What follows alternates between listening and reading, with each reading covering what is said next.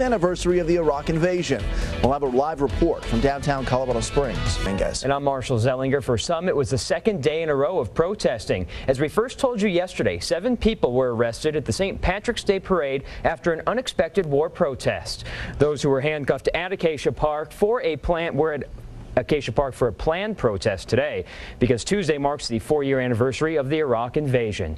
Members of the Pikes Peak Justice and Peace Commission gathered alongside other anti-war protesters at Acacia Park for a 4th anniversary rally. News Channel 13's Josh Simeon was at that rally and joins us live from Acacia Park. Josh, how much were yesterday's arrests on the minds of protesters today?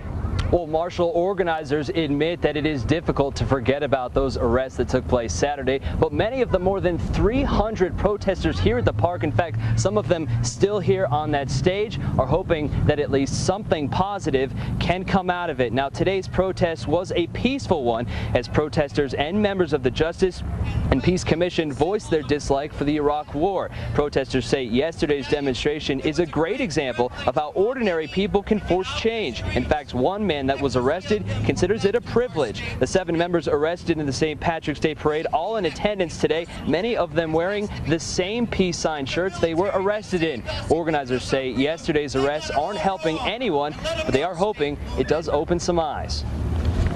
It won't help except that it might raise awareness with people that, you know, I disagree with people all day long, but I don't hurt them and I don't grab them and I don't drag old ladies across the street. Mark Lewis talking about one lady in particular, you see her here, who says she was dragged across the street during Saturday's parade. Now, the Colorado Springs Police Department was on hand. In fact, they were stationed at either end of the park, but only because the Justice and Peace Commission had to hire them for security. Reporting live, Josh Simeon, News Channel 13. Colorado Springs Police wouldn't provide any details on yesterday's arrest, only saying it's an ongoing investigation. Police did confirm to News Channel 13 only that they had arrested 7 people at the parade. People against the Iraq War gather in Colorado Springs, calling for the Bush administration to bring our troops home. Good evening, everyone, and thanks for joining us here on News First at 5:30. I'm James Jarman. And I'm Nicole Vandeputty. Tomorrow marks 4 years since the war in Iraq began. Today, people across the country are asking for the fighting to finally come to an end. In the Springs, one anti-war group held their rally, and News First Abby Lane was there. She joins us now live with more. Abby. About 150 people were here today calling for an end to the war. Also here today, those who were arrested at the St. Patrick's Day parade. And we're not laid-back pacifists.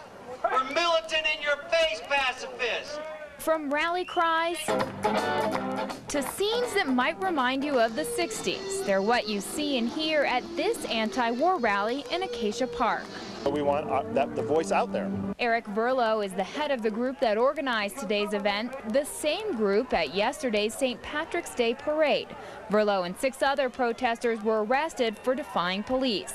Today's speakers gave their take on what happened. What was so exciting about this, none of us thought we were going to get busted when we started.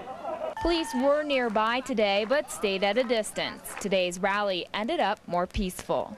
As more and more young people from this country and from other countries die in this war, it's become apparent to me that it's time for everyone who believes in peace in the world to come back out again and be seen. Everything I read told me that, you know, we were going down the wrong path, and I just couldn't support the whole effort moving into Iraq.